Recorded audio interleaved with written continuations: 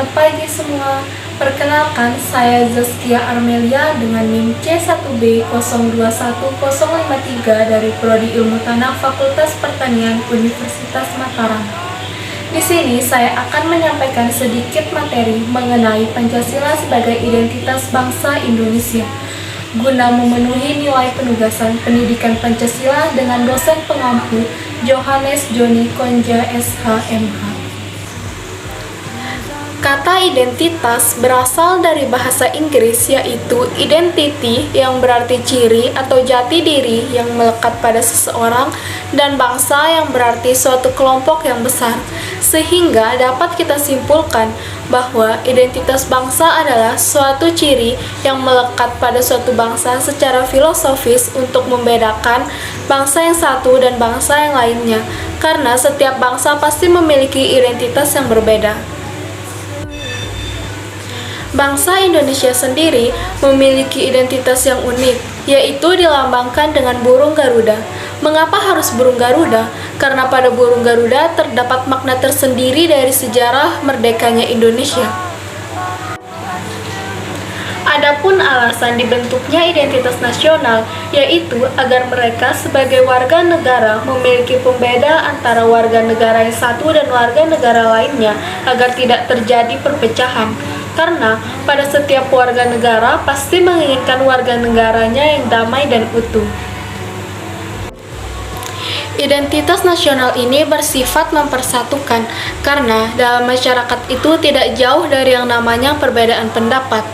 Lahirnya identitas nasional ini tidak terlepas dari beberapa faktor, yaitu yang pertama, faktor objektif, yang dimana dipengaruhi oleh geografis, ekologis, dan demografis, yang dimana menjadikan negara Indonesia menjadi negara yang beriklim tropis.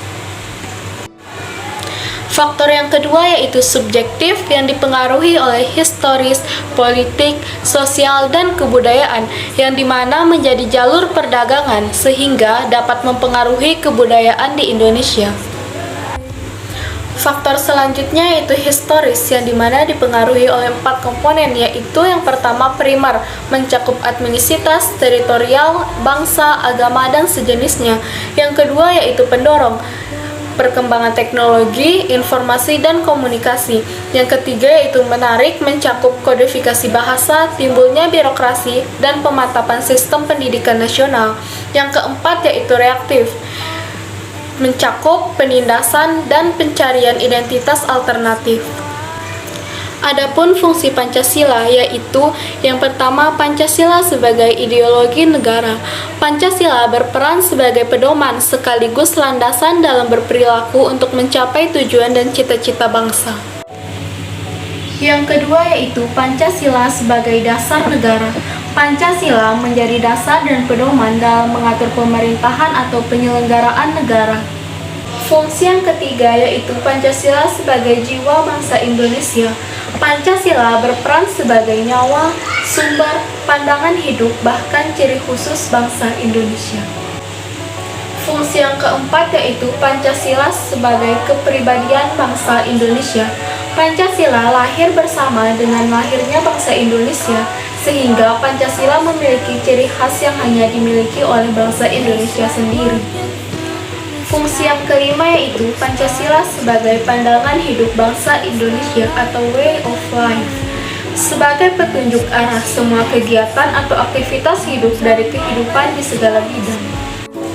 Fungsi yang keenam yaitu Pancasila sebagai sumber dari segala sumber hukum, yang dimana segala peraturan perundang-undangan yang berlaku di Indonesia harus bersumber pada Pancasila. Fungsi yang ketujuh yaitu Pancasila sebagai perjanjian luhur bangsa Indonesia. Pancasila digali dari sosial budaya bangsa sendiri dan disepakati oleh seluruh rakyat Indonesia yang harus dilestarikan. Fungsi yang kedelapan yaitu Pancasila sebagai cita-cita dan tujuan bangsa Indonesia. Pancasila dijadikan cita-cita dan tujuan yang hendak harus dicapai. Fungsi yang terakhir yaitu fungsi yang kesembilan, Pancasila sebagai filsafat hidup yang mempersatukan bangsa. Pancasila merupakan sarana yang ampuh serta diyakini paling benar, adil, bijaksana untuk mempersatukan bangsa Indonesia. Jadi, sebagai warga negara Indonesia, landasan berbangsa dan bernegara kita adalah Pancasila, yang dimana terdapat 5 poin penting, yaitu yang pertama, ketuhanan yang Maha Esa, yang dimana dalam hal ini mengajarkan untuk percaya kepada keberadaan Tuhan yang Maha Esa dan memberikan kebebasan kepada umatnya untuk memilih agama yang akan dianut. Selanjutnya, poin atau nilai yang kedua yaitu kemanusiaan yang adil dan beradab. Dalam hal ini berkaitan dengan hak asasi manusia, di mana mengajarkan kita cara menghargai dan menghormati manusia lain, dan kita juga berhak untuk mendapatkan hak asasi tersebut. Poin atau nilai yang ketiga yaitu persatuan Indonesia, mengajarkan kita bahwa bentuk negara kita yang heterogen ini sangat majemuk, tetapi kita tetaplah satu, yaitu bangsa Indonesia.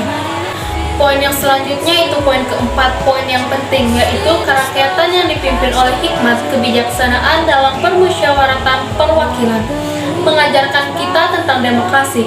Contohnya demokrasi di sini yaitu bahwa kita mengutarakan aspirasi kita, mengikuti pemilihan, dan lain-lain. Poin yang selanjutnya, poin terakhir yaitu keadilan sosial bagi seluruh rakyat Indonesia. Keadilan di sini bukan berarti sama. Bentuk pemberian keadilan itu sesuai dengan kondisinya, seperti keadilan dalam penegakan hukum. Landasan bernegara kita adalah Pancasila, yang dimana dilambangkan dengan burung Garuda. Adapun makna yang terkandung dari burung Garuda, yaitu yang pertama bintang. Bintang melambangkan sila pertama, yaitu menggambarkan cahaya kerohanian bagi seluruh warga negara. Kelima sisi pada bintang menggambarkan kepercayaan masing-masing warga negara. Yang selanjutnya itu rantai, melambangkan sila kedua, yaitu kemanusiaan yang adil dan beradab. Rantai yang tersusun dari 17 gelang menggambarkan bahwa hubungan manusia yang saling tolong-menolong. Selanjutnya yaitu pohon beringin yang melambangkan sila ketiga, yaitu persatuan Indonesia. Pohon beringin digambarkan sebagai tempat berteduh untuk seluruh warga negara. Lambang tersebut juga mengartikan kesatuan Indonesia yang kokoh tertanam pada akarnya. Yang selanjutnya itu kepala banteng yang melambangkan sila keempat, yaitu kerakyatan yang dipimpin oleh hikmat kebijaksanaan dalam permusyawaratan perwakilan. Kepala banteng dimaknai sebagai hewan yang suka berkumpul dan kelompok dalam mengambil sebuah keputusan. Yang selanjutnya yaitu padi dan kapas yang melambangkan sila kelima, yaitu keadilan sosial bagi seluruh rakyat Indonesia. Padi dan kapas dimaknai sebagai kebutuhan rakyat Indonesia tanpa memandang status dan kedudukan.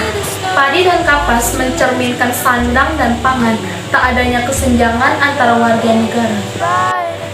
Baiklah teman-teman semua, sebelum saya menutup presentasi kali ini, saya akan memberitahukan cara melestarikan identitas nasional, yaitu yang pertama, meningkatkan jiwa nasionalisme, yaitu dengan cara menggunakan produk dari negeri sendiri. Yang kedua yaitu pendidikan, merupakan jalur formal dalam pembinaan jati diri bangsa sehingga dapat dikembangkan melalui pendidikan. Yang ketiga yaitu pelestarian budaya. Ada beberapa cara untuk kita melestarikan budaya kita sendiri. Di antaranya yaitu tidak terpengaruh oleh budaya asing dan memperkenalkan budaya kita kepada negara lain. Yang selanjutnya yaitu bela negara. Setiap warga negara Indonesia harus melakukan tindakan bela negara demi ketahanan bangsa Indonesia itu sendiri. Baiklah teman-teman semua, hanya sekian pemaparan materi dari saya. Semoga bermanfaat untuk kita semua. Dan kita sebagai generasi penerus bangsa harus melestarikan identitas nasional. Baiklah, sekian yang dapat saya sampaikan. Mohon maaf jika terdapat kesalahan kata. Wassalamualaikum warahmatullahi wabarakatuh.